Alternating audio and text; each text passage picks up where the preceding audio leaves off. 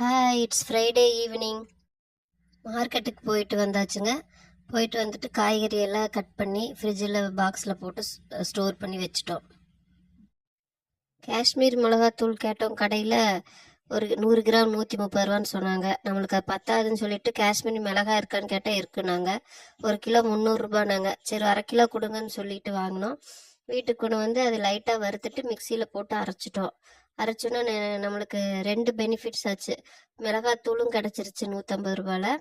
Chilli ஃப்ளாக்ஸும் கிடச்சிருச்சு. பாருங்கள், இந்த மாதிரி சில்லி ஃப்ளாக்ஸ் கிடச்சிது. அதில் கொஞ்சம் உப்பு போட்டு நல்லா கலக்கிட்டு ஸ்டோர் பண்ணி வச்சுக்கிட்டோம். நீங்களும் ட்ரை பண்ணி பாருங்கள். டின்னருக்கு என்ன பண்ணலான்னு யோசிக்கும் போது சரி இட்லி ஊற்றிடலான்னு சொல்லி இட்லி ஊற்றிட்டோம். கூடவே 4-5 வகை சட்னி செஞ்சாச்சு. டின்னர் சூப்பராக சாப்பிட்டோம். இந்த நாளும் சூப்பராக முடிஞ்சுச்சு. தேங்க்ஸ் ஃபார் வாட்சிங்.